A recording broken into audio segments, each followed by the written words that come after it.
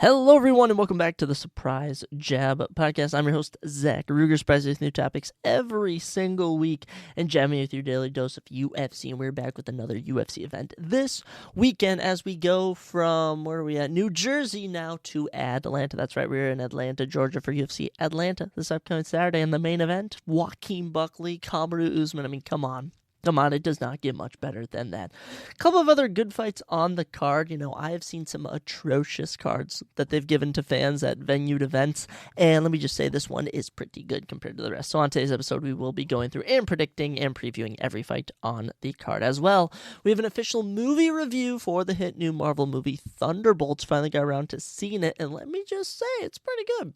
It's pretty good. You'll have to listen to the full review on today's episode. Some new UFC fights, some other random things. That's right. That's the Surprise Jet Podcast. We're always getting you with some surprises. But as the month rolls along, I don't know where I'm going to end up, guys. Okay, I don't know where I'm going to end up in the world working, what I'm going to be doing. But all I know is that this podcast will be a consistency in my life. Imagine now we are approaching 200 episodes. And we've been doing this, 2 years? 2 years now. And we're almost at 200 episodes. I think we maybe getting to 200 episodes almost 2 years to the date. July 1st, 2023 is when we started this, so we're always going to remember that date as a bit of a tracker. But I say we dive right into the episode today with how we always start off every episode, essentially, and that is new UFC fights. And we have gotten a couple new UFC fights. I have 5 for you. 5 new UFC fights, 2 of which we knew of that are now official, and now, So, kicking us off, welterweight division, UFC 319 in Chicago. Actually, this one's at middleweight, interestingly enough. I didn't even realize that. But Nosutin Ruzaboya back in action, takes on Brian Battle. And yes, this one is being contested at middleweight. So, Nosutin moving back up and Brian Battle moving back up as well. Nosutin coming off a win over, I want to say, Dustin Stolfus. He picked up a knockout win over Nosutin, 38-9 with 2 draws and 2 no contests. This dude is utterly ridiculous. He's 4-1 in the UFC. His only loss is a decision to the man in the main event, Joaquin Buckley. This dude is a finishing machine. Out of his 38 wins, I'm pretty sure he has 35 finishes. It's something insane. As for Brian Battle, 7-1 in the UFC, been on a crazy win streak. Picked one over Randy Brown last time out, and he beat him by a decision. It wasn't the most impressive. People are expecting a big knockout like he's gotten in his previous matchups, but I do think this is a good fight here to determine who's going to be moving up in the, I guess, middleweight division now. But this is more of a welterweight rankings fight. That's how I view it. I don't know if these two have been dealing with some weight issues, but in terms of high-level matchups, this is fantastic. And by the way, Brian Battle is in EA Sports UFC 5, so if you want to play with him, you can. And I think if Nosutin wins, he should maybe be put in the video game. But good matchup for that UFC Chicago card, 319, which I may be going to if the ticket prices weren't so ridiculous. But yeah, I don't really know. Early prediction, probably Nosutin, but it's up in the air for who I'm going to stick with. Another new matchup for you. This one also on that Chicago card. Women's strawweight division. The number 5 ranked Jessica Andrade takes on the number 11th ranked Lupi Godinez. That's right. I knew they knew Lupi Godinez was better than her recent decision loss to. Who did she lose to? Let me check the rankings real quick. Lupi Godinez lost to someone as of late, and I want to say it was someone who just retired. What was her name? Marina Rodriguez. I think that was the last woman that she lost to, and it just didn't really, or it might have been Mackenzie Dern, one of the two, but it just didn't really represent how good of a fighter I know she is, and they're rewarding her here with a fight against Jessica Andrade. Jessica Andrade, 40 professional fights. She's had 31 of those in the UFC, actually 29. My goodness, my math is so off. And she's going to have her 30th professional fight against Lupi Godinez. Lupi is 8-5, 32 years old, lots more to do. Lots more to do for Lupi Godinez. This is a good matchup. I don't know if I'm picking Lupi Godinez to win this, to be honest, but it is a great opportunity. 11 versus a 5, and Jessica Andrade could add her to her highlight reel of finishes. Here's a matchup that we already knew was official, but it's now officially been made official. if you will, UFC 317, Brandon Royval, Joshua Van. That's right, Van replaces Manel Cape. This is fantastic. This is fantastic. The number 10 ranked Joshua Van, the number 1 ranked Brandon Royval. I absolutely love it. I absolutely love it. Truly, it is great to see. It is really great to see. I mean, Brandon Royval, he is probably one fight away from getting a title shot. And if Joshua Van beats Brandon Royval, give him the title shot. I know people were saying, let's have Brandon Moreno take on Joshua Van if he wins. No, if Joshua Van can go out, knock out Bruno Silva. Mind you, he also picked up a win earlier in the year. And then go and finish, even just beat in general, the number one ranked guy, Brandon Royval, which won't be easy at all. This dude deserves some respect. Now, Brandon Royval, it's hard to see Van beating him when this is a guy that beat Tatsuo Taira and Brandon Moreno, but I do want to say for those matchups, both of them split decisions. If Joshua Van can get things going, I think he can be very successful. Moving up from flyweight to bantamweight, we got another good one. We already knew this was going to be made official, but now it is UFC Abu Dhabi, July 26th. The number 3 ranked bantamweight, Petr Yan, take on the number 13th ranked bantamweight, Marcus McGee. I mean, what a blessing for Marcus McGee to get this opportunity. Here's a guy who beats Jonathan Martinez, Gaston Bolanos, JP Weiss. I mean, he's 4-0 in the UFC, 10-1 professionally, and now he's taking on the former men's bantamweight champion, the 18-5 professionally, 10-4 in the UFC, Petr No Mercy Yan. Now, I don't really think McGee stands a chance. He stands like the, typical, this is just two guys fighting, anyone can win chance, but Petr Yan's an absolute killer. And after watching how he was able to bounce back against Song Yadong and how he was able to bounce back against Davison Figueiredo, I think that Petr Yan is back in business, baby. And I'm excited to see where he goes from here after he beats Marcus. But hey, I won't count Marcus out fully. But yes, that UFC Abu Dhabi card is looking mighty fine. And then the final new UFC fight, we have this one for Shanghai, of course, in Shanghai, China, August 23rd, middle-weight division, Michel Pereira. That's right, back in action as he takes on the 14-1, 2-0 in the UFC, Marco Tulio. Marco's been on a run. Beating Yusri Belgori on the Contender Series, knocking out Eric Portera, knocking out Tresean Gore. He is so ready for this opportunity. And I think this is a good fight for Michel Pereira, too. I mean, he's not taking on the Abus Magomedovs, the Alexander Hernandezes of the world. No, he's taking on a guy in Marco Tulio who, despite being only 1 year younger than him, I mean, kind of green compared to Michel Pereira. I mean, Michel Pereira is approaching around, I want to say it's 50 MMA fights. I think he is at 46. Marco Tulio is only at 15. So if he can use that maybe different level in seniority and experience, I think is the word experience I was looking for, to get ahead of Marco, I think he could get the win. But that should be a fun one. I think that could be on the main card for UFC Shanghai. We are in for a treat, you could say, a treat when it comes to new UFC fights coming down the line. And just one brief thing I want to look at is the updated UFC rankings, because the rankings have updated and a lot has happened. Quite a lot has happened, so we're going to go through all the weight classes real quick and look at the updated ranking. So first off, women's bantamweight, yes, Kayla Harrison is the new champion, Juliana Pena down to 1, Hawkwell Penton down to 2, as expected. Excited to see Kayla take on Amanda Nunes later in the year once they can get that fight officially booked. Doesn't look like she took much damage. The only real damage Kayla Harrison does is when she has to cut weight.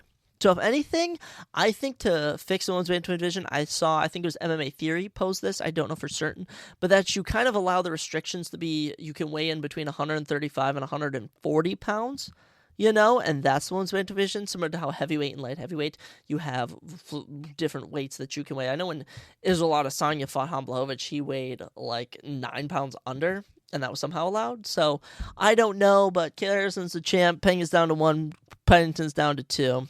Could care less about those two. Women's flyweight division has some movement as Wang Kong is now in at number 14. Ariana De Silva in at 15. Casey O'Neill up to 13. Karine Silva drops down to 12. So Wang Kong in at 14. She's going to be taking on probably the 13, the 10, the 11. She's going to be taking on someone in that range. As for Ariana De Silva, still in the rankings, makes me think she's still going to be in the company. Don't know her contract situation, but certainly going to need a bounce back win after Wang Kong absolutely made her look silly.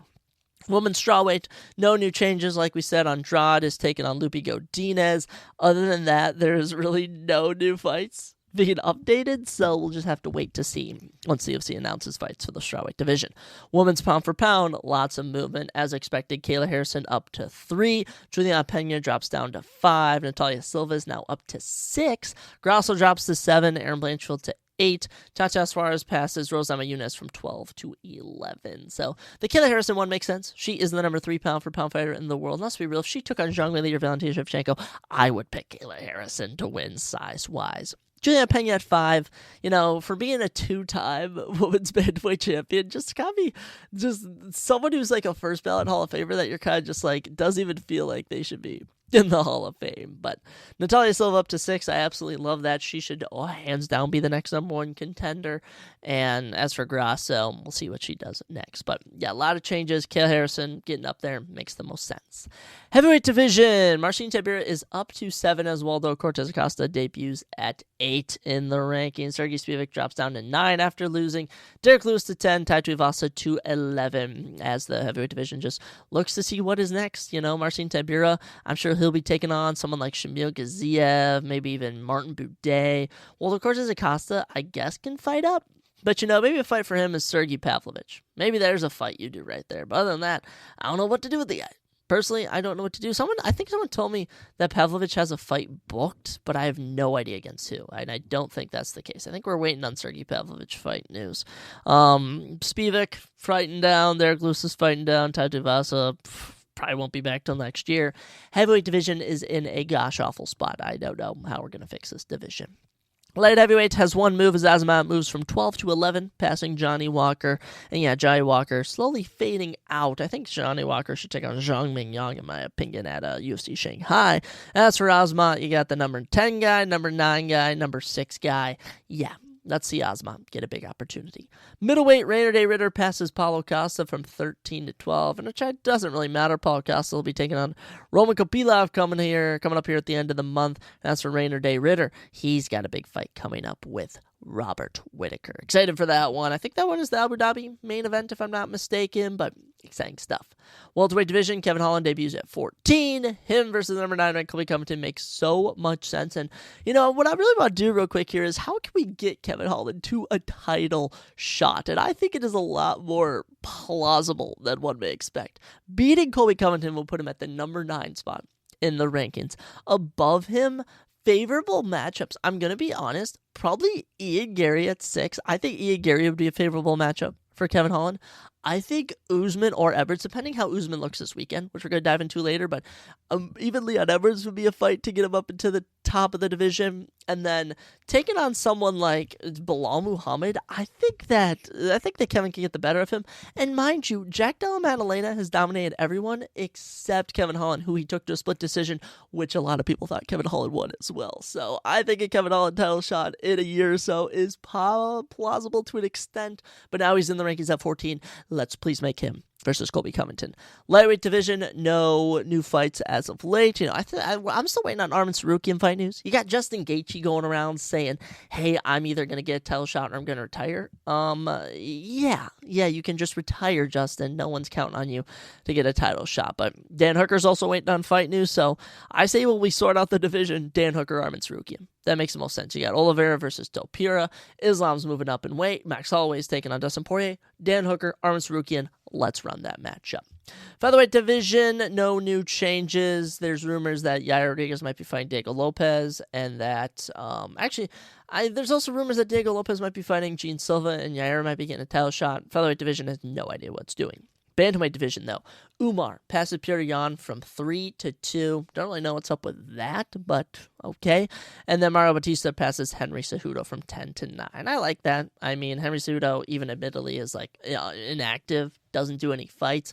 If Henry Cejudo is going to fight again, it's going to be against someone in the lower levels of the division. Vinicius Oliveira, Montel Jackson, Ayman Zahabi, which I think he admittedly loses in the striking department, all of those, but wins in the grappling department. Now, as for Umar, what's next for him?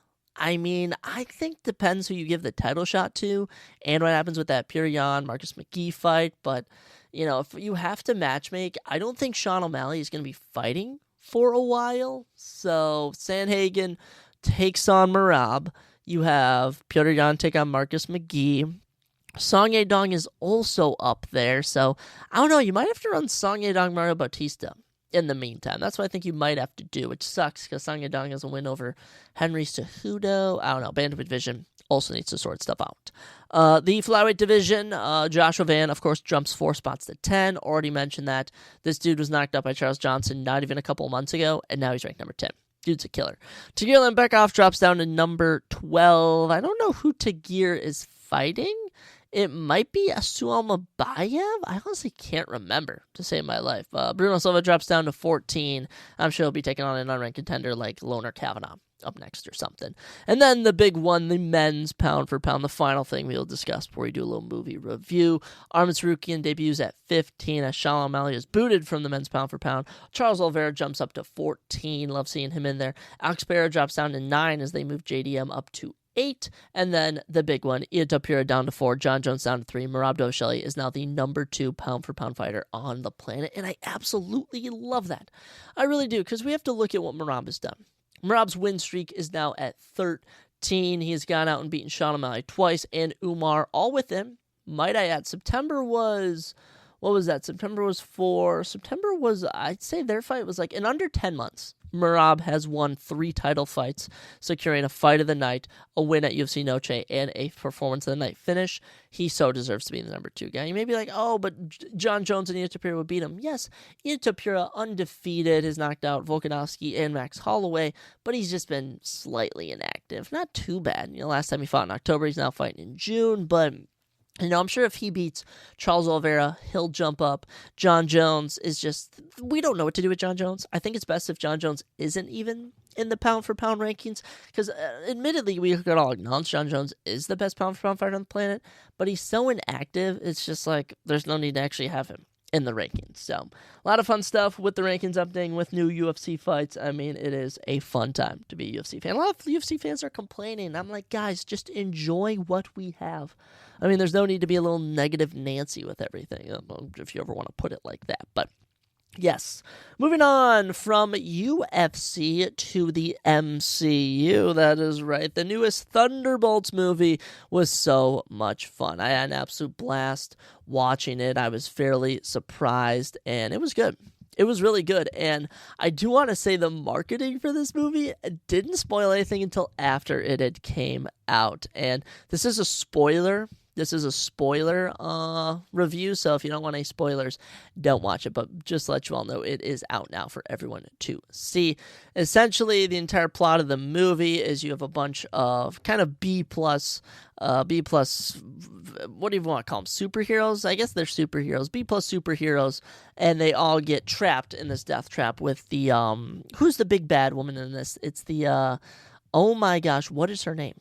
What is her name? This is gonna kill me. I need to check the cast real quick. I cannot remember for the life of me who the big it's Valentina. Valentina is this, she's the leader of the CIA, and she's doing this like covert program to make a new superhero, and she's trying to tie off all her loose ends, and she almost gets booted from the CIA by the government, and so she tries to kill all of these people. You got Yelena, of course, Black Widow's sister, Bucky Barnes, the Winter Soldier, Red Guardian, played by David Harbour, Ghost, the villain from Ant-Man the Wasp, Taskmaster from Black Widow, the villain, and John Walker, also known as U.S. Agent from the Falcon and Winter Soldier series. And as he tries to kill them all, they end up all working together, getting out, and then they go on a mission to confront the darkest corners of their past, which ends up being the new debuting Bob. That's right, Bob, played by, oh my goodness, what is his freaking, Lewis Pullman, played by Lewis Pullman. He plays Sentry, who is this new he's basically like a bipolar. He represents like a bipolar, represents depression almost in the superhero world, and essentially he's Sentry, who is this all-powerful, is literally like Magneto and Superman and basically Thor all wrapped in one. He is invincible, if you will. But then there's this other side of him called the Void, which basically takes people into this darkest parts of their mind, and it's actually trapped in his mind, which is the Void, if you will. It is very freaky, but this movie leads you in so many different directions, you never know where it's heading, and it ends in just such a shocking way. But 88% Rotten Tomatoes, 7.5 out of 10 on IMDb, 68% on Metacritic. I'm going to say this is an 8 out of 10 movie. Okay, I might just be watching bias, but great movie theater experience, really enjoyed it. The characters are so likable, and one thing I do want to say is this movie does exactly whatever it wants. Truly does whatever it wants, and early in the film, they kill Taskmaster. They don't play around. Taskmaster is killed right off the bat, and you're kind of like, oh, they're going to bring her back, and they don't bring her back, which I absolutely love. I hate when movies, especially the MCU, they fiddle around with death, and they never want to kill off their characters. Thor Love and Thunder is a perfect example of that. They don't kill Zeus. They don't kill the rock guy. The movies mess around so much, and I absolutely love they just cap this character off right off the bat, because it's a character no one cared about. All right, no one really cared about them. Now, as you go through the film, Yelena's kind of the leader of this team. Bucky kind of comes around to joining them. Ghost, U.S. Agent, they're also key elements. And Bob. Bob is just so funny in this movie. He does some great comedic moments while he's also being this serious character. And then David Harbour, Red Guardian, comes in, who does an amazing Russian accent. I absolutely love that. And as we go through the film, a good chunk of it is them just meeting up and going to this secret base on the mountain, and then they're trying to break out of it. And then Valentina and all her goons or the CIA go there, and she tries to take them out, and then they escape. And then she gets Sentry, Lewis Pullman's character, Bob, and then they're at Avengers HQ, which she has bought and is using as her new headquarters. While there, they confront them. There's a big fight. Bob tries to kill them all, but he's being controlled, but he isn't being controlled. And then they're able to get away, and then the void comes out of Bob, and eventually he just starts sending all these people. And you think that honestly, this movie does this crazy scene where there's stuff falling, debris, and then Red Guardian saves this little girl, and then you just see her vaporize into this blackness, and I'm just like, that is such a shocking moment. This movie does so many good things that the MCU doesn't really do, which is why I think it succeeds so much. Eventually, they're able to get out of the void, they're able to save Bob, and then they finally go to confront Valentina as they step through this kind of, if you will, curtain, if you will, to go after and get her. They step out into this news press conference, and Valentina introduces them as the new Avengers. And as the credits roll, you see the title, The Thunderbolts, with a little asterisk next to it, breaks, and that is right. The official title of this movie is The New Avengers. What's called The Thunderbolts, I don't know, but it was such a good reveal. And yes, this is The New Avengers. We then get a second post-credit scene. The first one, comedic moment with David Harbour. He had referenced how he wanted to be on the cover of the Wheaties, and now the New Avengers is on the cover of the Wheaties. His character is so good in this. We go to the final end credit scene. You see all of them in Avengers HQ kind of talking. There's a reference to Sam Wilson, a.k.a. Captain America, a.k.a. the Falcon, as he's starting his own Avengers team. I don't know what's going on with that. And then something's coming into Earth's orbit.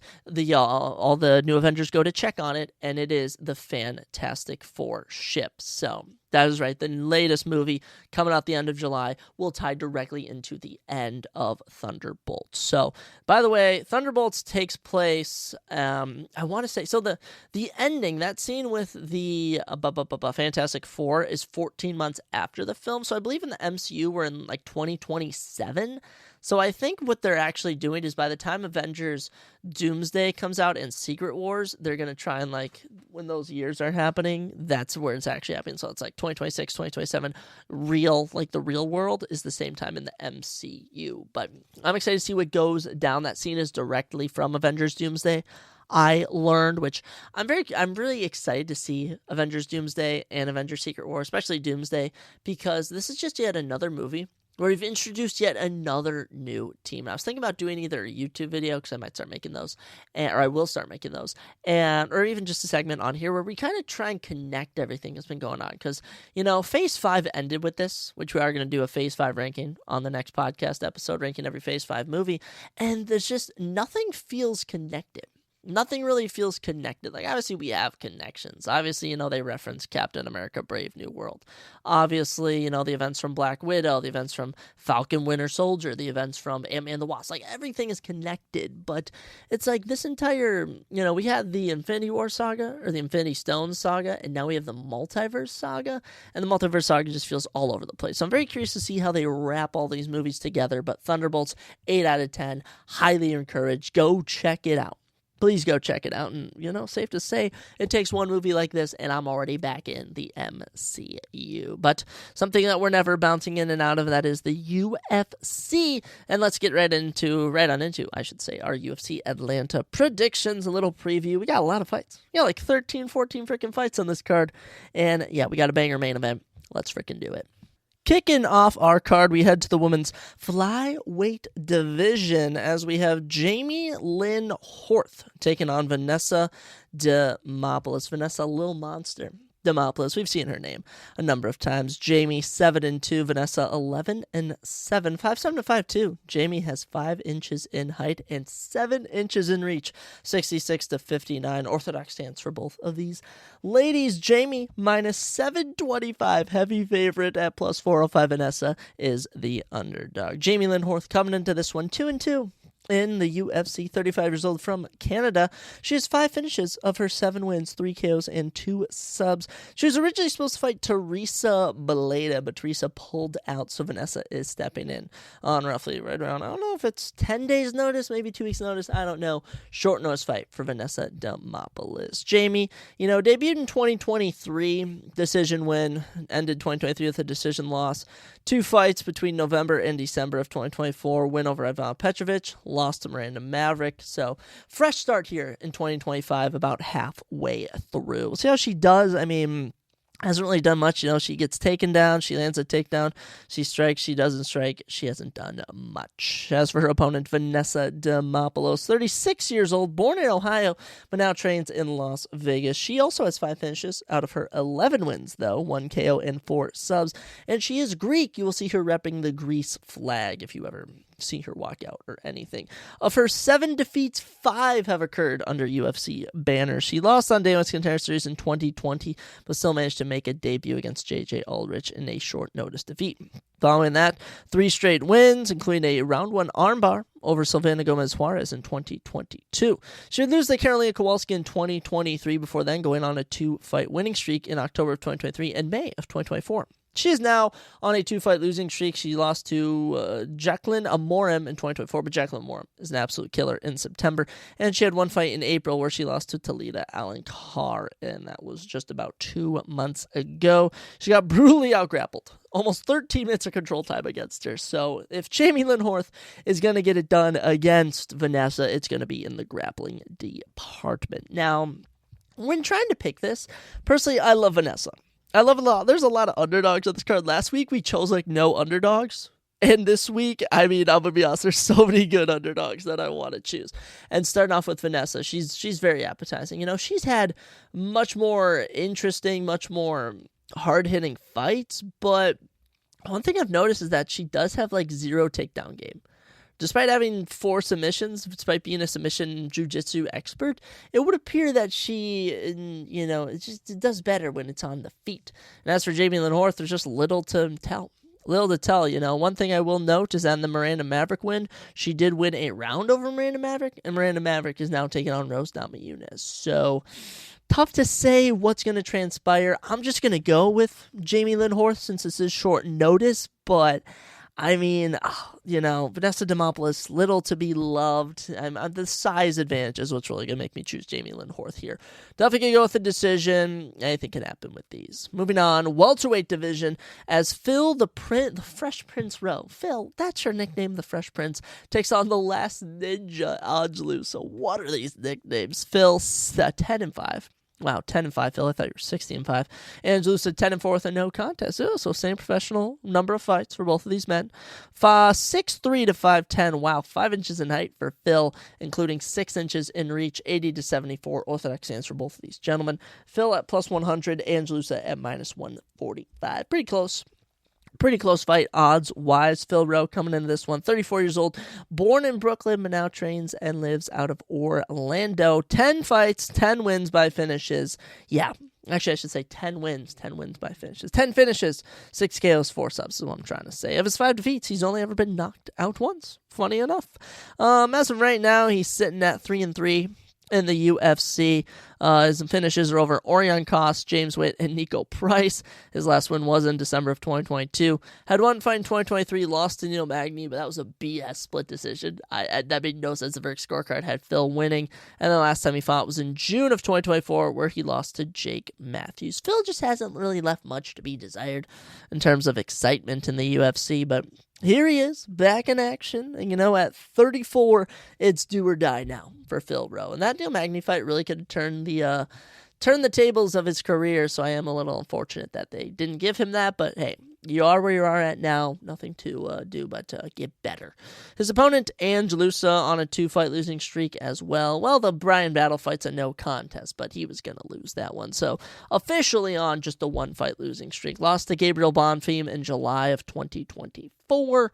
Gabriel just utterly dominated him, but he did land some takedowns. I do want to note that he has 2 wins in the UFC, one over AJ Fletcher and Rise McKee. That Rise McKee win September 2023. So it's been a while since both of these guys have gotten the victory. Angelusa was born in the Congo, but now trains out of Switzerland. He has 6 finishes of his 10 wins, 6 KOs and 5 KOs and 1 sub, and he's never been finished of his 4 defeats. So for this one, I am probably going to go with Phil Rowe. I just like Phil Rowe better. I really do. And I think for this one, Angelusa is going to get the better of him in the takedown realm, but on the feet, Phil's going to piece him up. Phil's going to land some knockdowns, and Rowe is going to get him out of there in the late round 2 or even early round 3. So Phil Rowe, first underdog of the night. If we're not going with Vanessa, we got to go with Phil Rowe. And honestly, on a lot of these fights, I'm fairly uncertain. 316, I was pretty confident on like all my predictions. And for this one, man, so up in the air.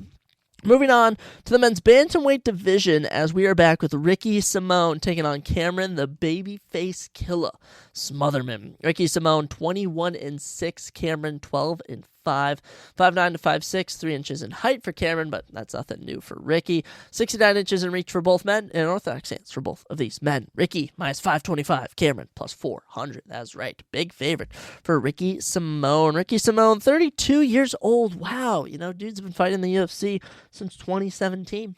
Freaking long time now.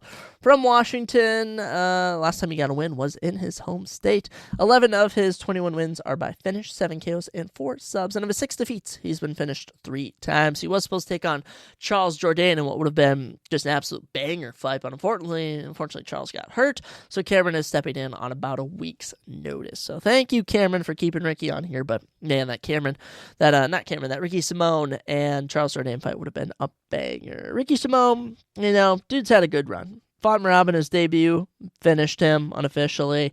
We go on a little 3-fight winning streak, then lose to Uriah Faber, lose to Rob Font, then 5-fight winning streak would culminate in a fight against Song Yadong, where he just wasn't on his level. He would then lose to Mario Batista, a win that has aged well, and then lose to Vincius Oliveira. So, mind you, his losses are to Uriah Faber, former title challenger, Rob Font, ranked number 8 in the world, Song Yadong, ranked number 5 in the world, Mario Batista, ranked number 9 in the world, and Vincius Oliveira, ranked number 15 in the world. So let's not act like we've been giving him tough opponents, all right? Let's not act like we haven't been giving him tough opponents.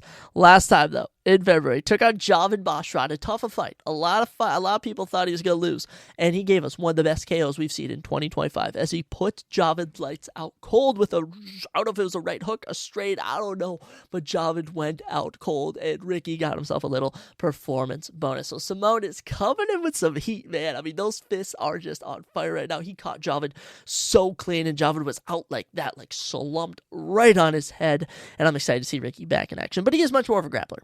Just to throw that out there, don't be persuaded by his beautiful. Maybe he has a love now for the striking after that knockout, but he is much more of a grappler historically, and we'll see what he brings to the table as he takes on the Smotherman Cameron. The babyface killer is his nickname. I think the Smotherman will be a better nickname.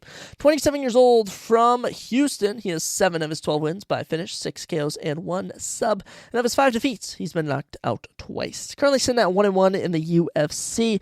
Charlampus Grigio knocked him out on the Qatar Series in 2023, but he would make a debut in October 2024, coming back, beating Jake Hadley. He had a fight earlier this year in May where Sergey Sadeh beat him in the grappling realm. So, look, even if it had been Jourdain, I'd have probably gone with Ricky Simone, so I got Ricky in this one. I'm honestly feeling Ricky Simone might get another knockout. Something's just telling me that Ricky Simone now has this new love for his hands. He's either going to get 2 to 3 wins by knockout, and then he's going to get a higher level opponent. But Simone over Smotherman, that's my prediction. Not much more to say. Moving on from bantamweight to flyweight, Cody Durden back in action as he takes on Jose Ochoa. Cody Custom Made Durden, that's a brand new nickname, I can tell you that. Jose Calcifer Ochoa. Ooh, I wonder what Calcifer means. Oh, sounds erotic. Cody Durden plus 145. Jose Ochoa minus 175. Cody 17-7 with 1 draw. Jose 7-1 with 1 no contest. Durden has the experience. Both men are 5'7". Both men have a 6'7" reach, and both men stand in the southpaw position. Yeah, That is right. The only difference, Jose Ochoa was born in 2000, December 31st, 2000, and Cody Durden was born in March of 1991. That's right. A 9-year age gap separates these two. Cody Durden, we'll start with him. The 34-year-old is from Georgia, so he is the hometown boy. That gives him a bit of an extra boost, if you will. 6 KOs and 6 subs give him 12 of 17 wins by finish, and of his 7 defeats, he has been finished 5 times. 4 of those by sub, once by knockout. Durden, always bringing something to the table. Always bringing some form of action, And like I said, this is a guy who just has some tough defeats. Some of his losses, Jimmy Flick in 2020, back when he was green. That one pick up a win. Then Muhammad Mokaev 2022. We'll go on a 4-fight winning streak. Really good winning streak. Then run to Gerlin Beckhoff, ranked number 12. Bruno Silva, ranked number 14. Would beat Matt Schnell actually in September, his last win with a round 2 performance of the night guillotine choke. And then in December to end the year, he would lose to Joshua Van. But that loss, I should say, has aged tremendously as Joshua Van is now taking on the number 1 guy. So Cody Durden usually beats lower level people, usually loses to higher end people. And I think this is where we'll see whether Jose Ochoa is on the level of the people who can beat Cody Durden. Jose, 24 years old, is the favorite from Peru. 7 of his 7 wins by finish, 100% finish rate, 6 KOs and 1 sub. He did lose his professional debut, his UFC debut in November of 2024 to Loner Kavanaugh. And that was a close fight. 30-27, 29-28, and 29-28. He had one less significant strike than Loner Kavanaugh, but, the tail of the fight was Loner just getting the edge of him in rounds 1 and 3. He probably won round 2, it was pretty 50-50, but, it's tough. It's tough. Jose Ochoa is young, and he is coming in with some momentum. He did lose to Loner Kavanaugh. Loner Kavanaugh is probably the top flyweight prospect right now, one of the top ones up there with your Andre Limas. So, for this one, it's just what version are you going to get of Cody Durden? Cody Durden usually is going out there beating guys, but Jose Ochoa, he's coming in, he's a young gun, he's got some experience, and if it's up to me, I'm going to go with Cody Durden. Cody Durden's actually going to get himself another round 2 submission. He's in his hometown of Georgia. I don't know if he's directly from Atlanta, but, close enough if you ask me. If you're from the same state, you're the hometown boy, and he's experienced. Very experienced, 10 years on him. I think Jose might be a bit early to the UFC. We're going to go with Cody Durden. Plus, it's a nice little underdog prediction right there. Fun one next. Staying in the bantamweight division as Malcolm the Machine Wellmaker takes on Chris Muatino. A short notice fight being made right here. And this is a fight that was just cooked up, just to cook up. Malcolm the Machine Wellmaker, 9-0. Undefeated. Chris Muatino, 14-6. 5'10" to 5'7", 3 inches in height for Malcolm Wellmaker, 3 inches in reach for Malcolm Wellmaker, 71-68. Switch stands for Wellmaker, southpaw for Chris Muatino. For everyone wondering, who is this Chris Muatino guy? Yes, this is the guy who fought Shadow Valley on short notice with the green funky hair. But who knows what his hair is going to be this time. Malcolm, a minus 2,000 favorite. The odds, the odds have been going all over the place. I was able to find this one, minus 2,000 for Malcolm, plus 1,000 for Chris Muatino. These ones seem to make the most sense, but I'm sure they're going to drop maybe a bit by the time we get closer to the fight. We'll have to see. Malcolm, 31 years old, from Georgia, from Atlanta. Yeah, he's the hometown boy again. Another one. 5 kills, 2 subs, 7 of his 9 wins by finish, and won on Davis Contender Series last August, got himself a little round 1 knockout, debuted in April this year. How about another round 1 knockout in 2 minutes? Gave him an extra 50K performance bonus.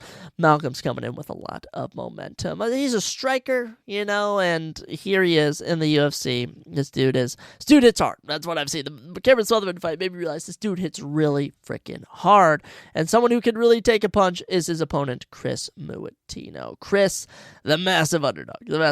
32 years old, from Massachusetts, on a 5-fight winning streak. Right after he lost, got cut from the UFC, 5-fight winning streak. He's part of the New England cartel with Rob Font and Calvin Kattar, all that little group up there, and he's 9 of his 14 wins by finish. 6 KOs and 3 subs.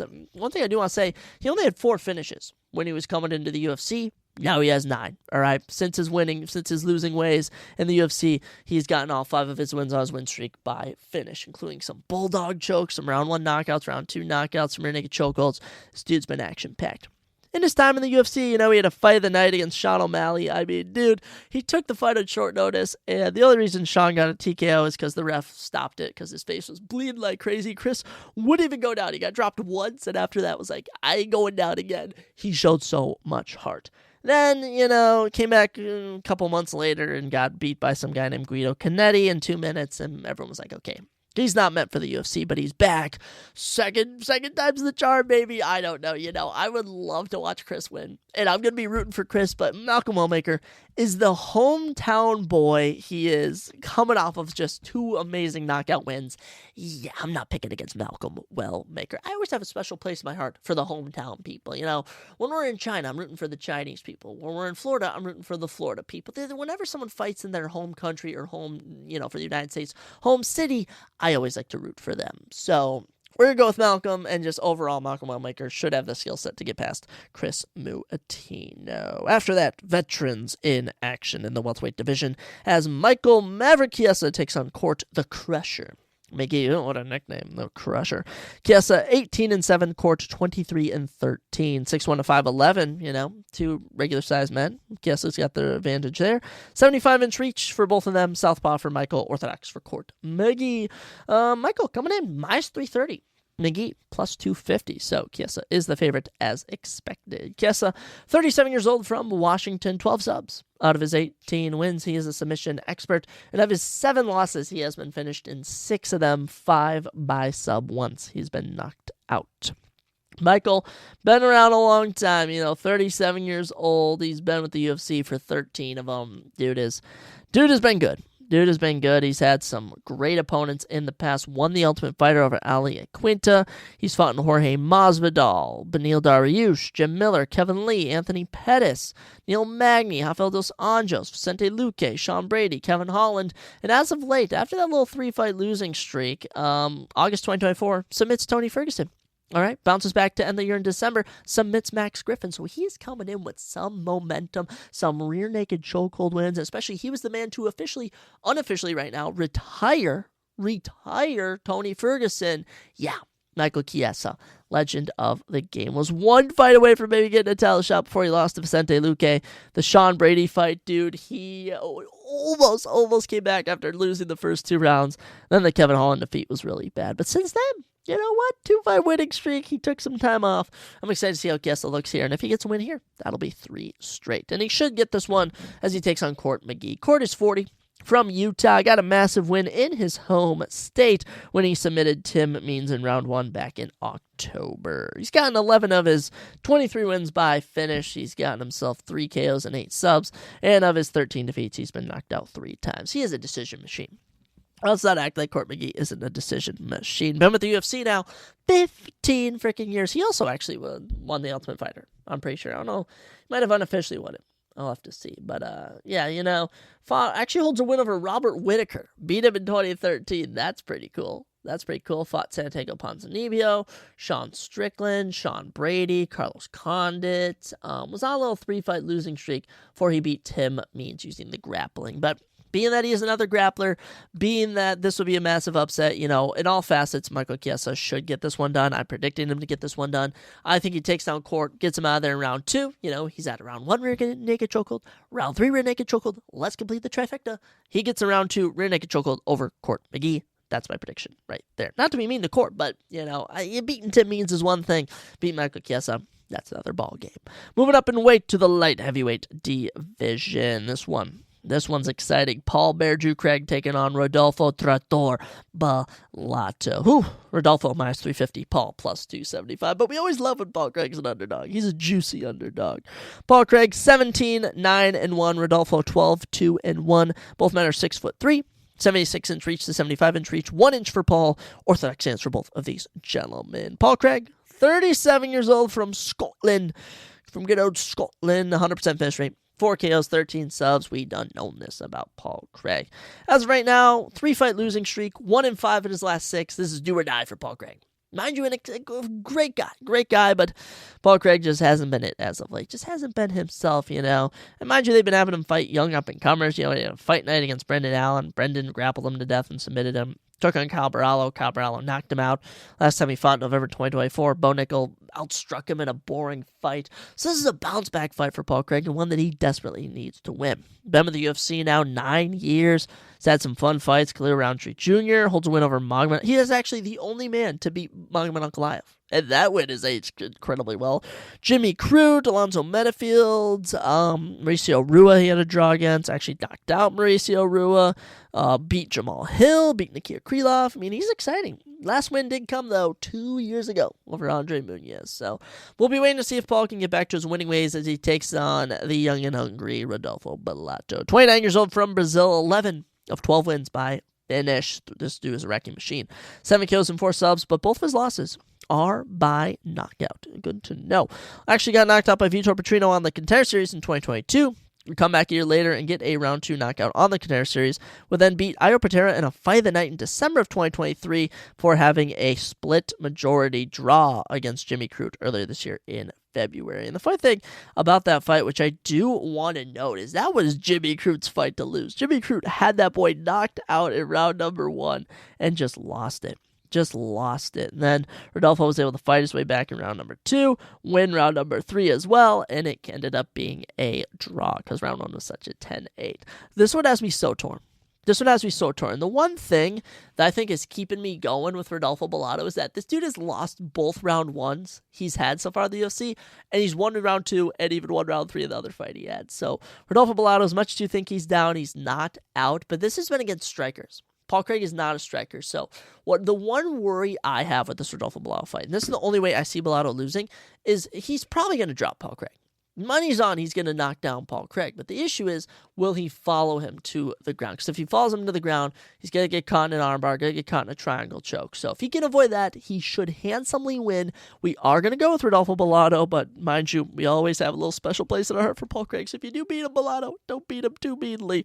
We do kind of rock with Paul Craig here on the podcast. But yeah, Rodolfo Bellato is our prediction. And with that, we get into our final prelim. I have no idea the bout ordering for this, because this fight and the other fight we're about to talk about right now, Alonzo Menifield, Omar Sy, should hands down be on the main card. No idea why they aren't on the main card, but here we are, as the number 15th ranked Alonzo Menifield takes on the undefeated, the young, hungry Omar Sy. Alonzo Atomic Menifield 16-5-1, Omar Sy 11-0.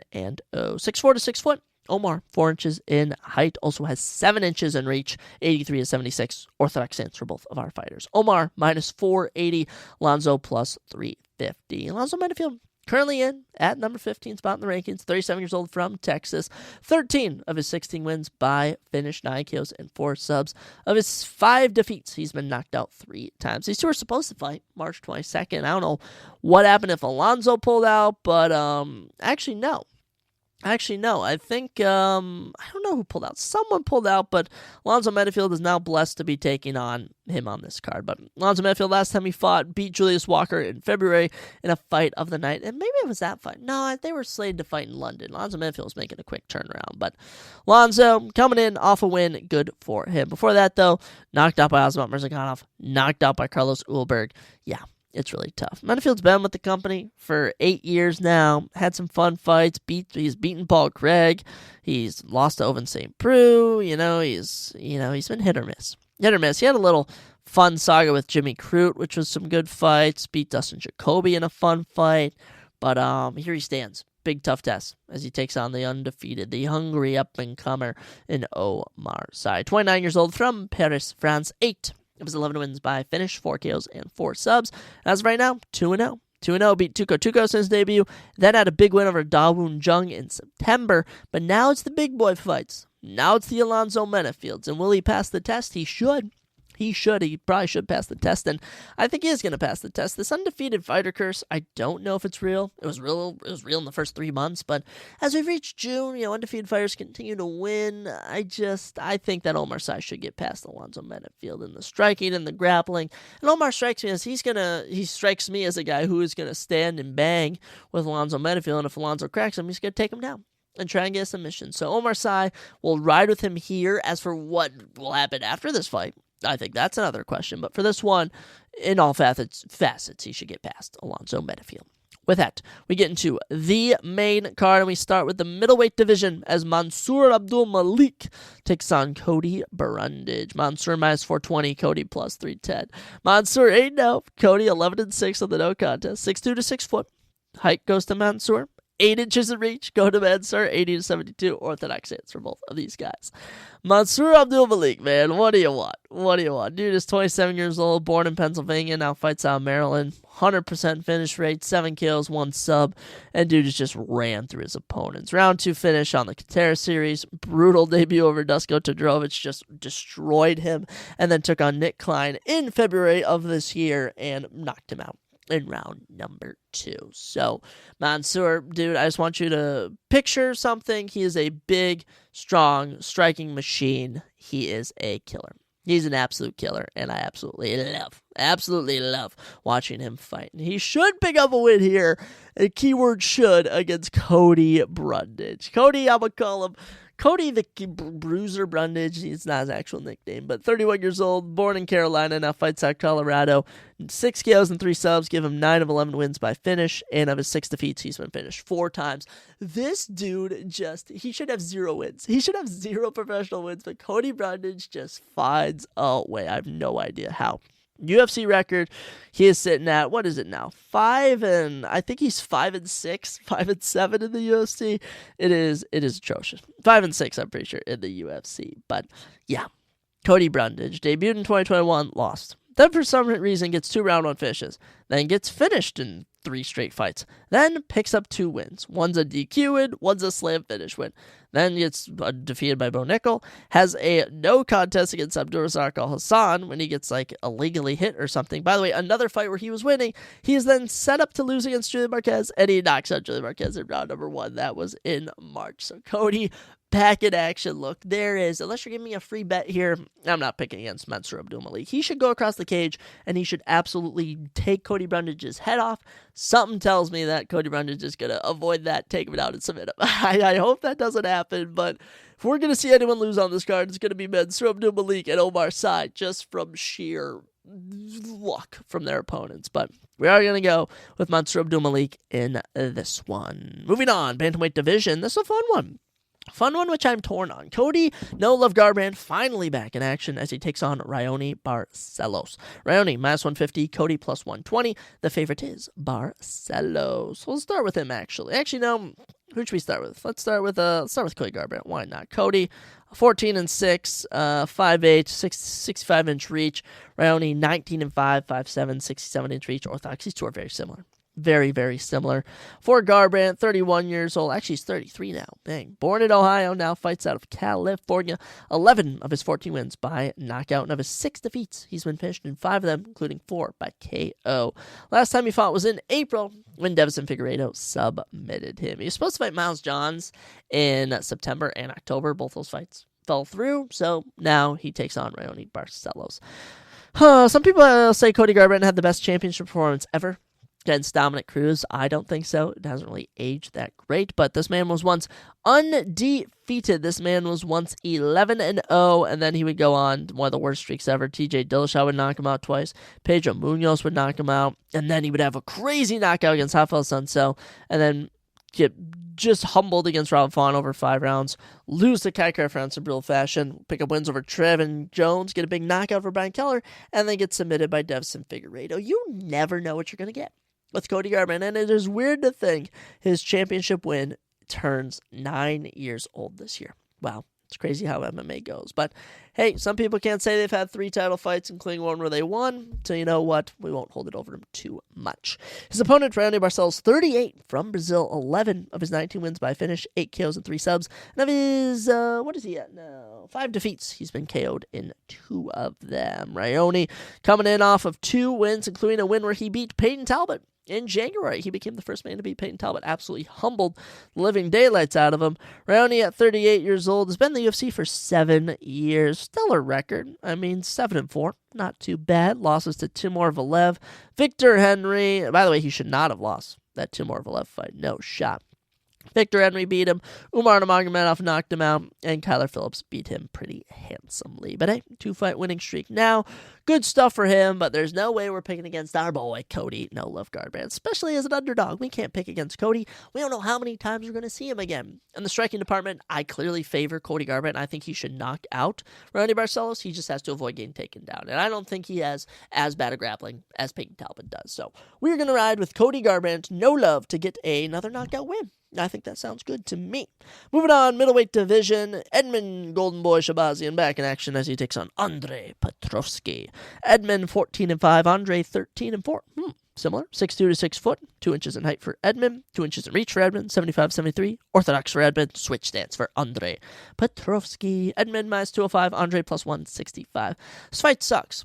Because these are two of my boys, which I absolutely love, and they're usually taking on other middleweights where I never have to worry about who I'm picking, and instead they're taking on each other. So someone will have to lose, which will be a detriment to their career, and someone will have to win, which will benefit their career. Edmund, 27 years old from Las Vegas, 13 of 14 wins by finish, 12 KOs, and 1 submission. Of his 5 defeats, he's been finished 4 times. The Golden Boy was also once undefeated, 11-0, just like Cody Garbrandt, and then he ran into Derek Brunson. Then he ran into Jack Hermanson. Then he ran into Nazny Yuvov. Then he picked up a win over an unranked guy. Then he lost to Anthony Hernandez. Then he picked up a win over an unranked guy. Then he lost to Gerald Mearshart. And then last time out in February, knocked out Dylan Budka in 1:35, as he should have. So when we look at the losses of Edmund Shabazian, we look at the number 1 ranked guy. Okay, we look at the number 9 ranked guy. We also look at Derek Brunson, who was a top 5 guy. We also look at Jack Hermanson, who was a top 10 guy. And then we get into Gerald Mearshart, which was his last defeat in August. The Gerald Mearshart one was bad. That one was bad, and he should have beaten him, okay? But Gerald Mearshart is also a perennial guy who just always seems to never lose to unranked contenders, so there's that. Edmund, much more of a striker as opposed to the grappler of Andre Petrovsky. If he's going to win this fight, it's going to be done on the feet. That's the game plan for him. For his opponent, Andre, 34 years old from Pennsylvania, 8 of his 13 wins by finish, 4 KOs and 4 subs. All of his 4 losses have came by knockout. And this man was on a great run. Debuted 5-0 in the UFC. Win over Gerald Mearshart, actually, funny enough. Then knocked out by Michel Barrow. Then knocked out by Jacob Malkout. That was in 2023 and 2024. From July of 2024 to February 2015, he's 3-0. All right? Decision wins over Josh Fremd, Dylan Budka, and Rodolfo Vieira. Now, the Rodolfo Vieira one, he did striking. Some people didn't think he won, but I think he definitely won.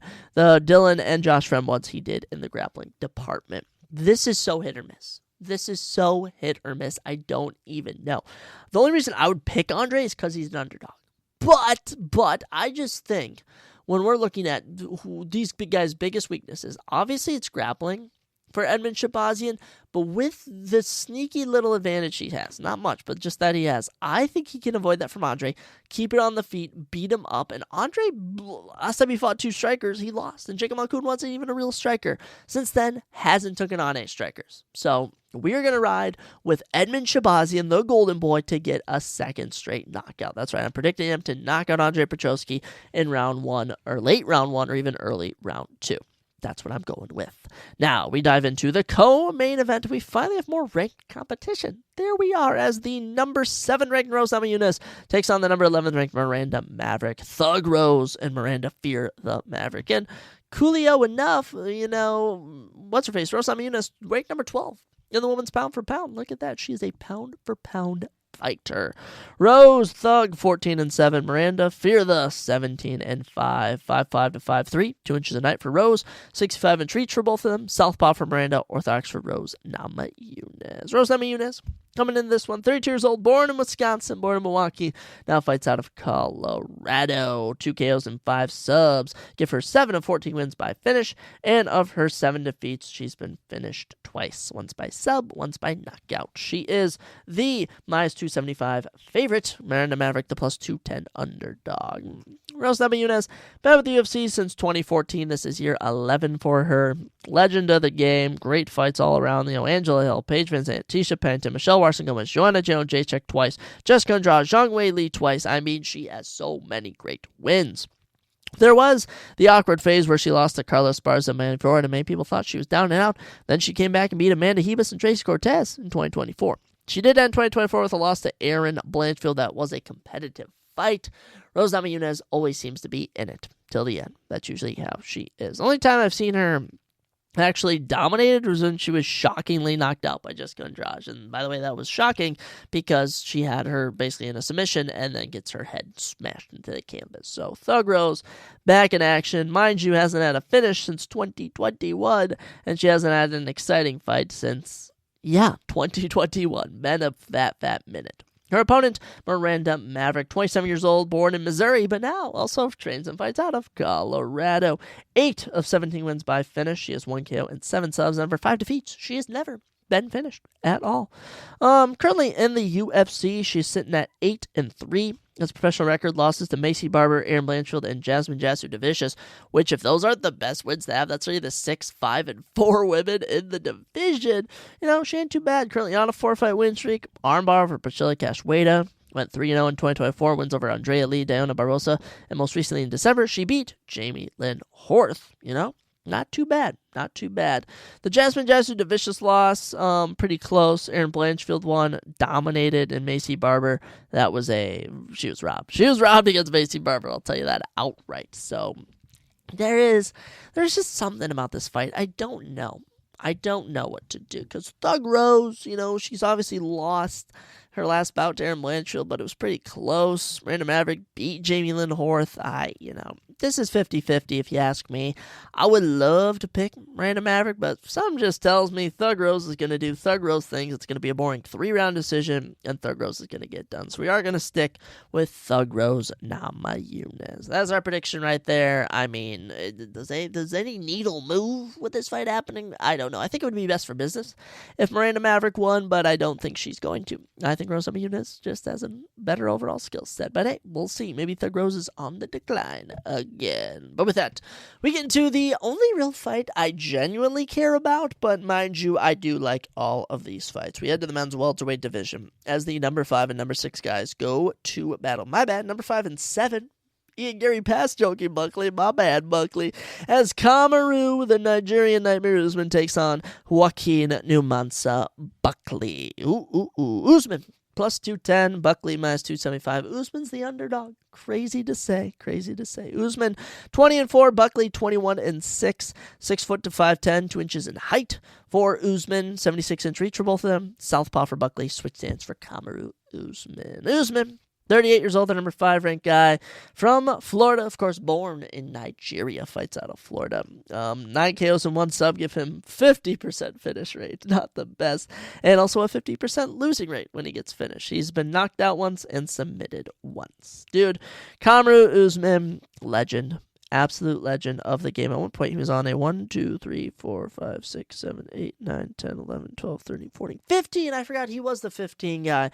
The man who was on a 15-fight winning streak, and he was 56 seconds away from tying Anderson Silva for Leon Edwards, changed the entire fate of the UFC, as the world. Leon Edwards changed the entire fate of the world as we know it when he knocked out Kamaru Usman. And believe it or not, that was over 3 years ago.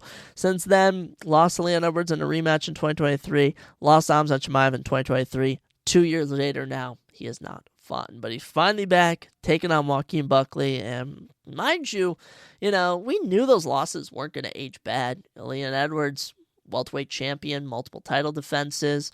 Hamza Chimaev, undefeated, fighting for the belt now against DDP. It's just, we don't know what we're going to get with Kamaru Usman. Obviously, the dude never had good knees, always has had bad legs.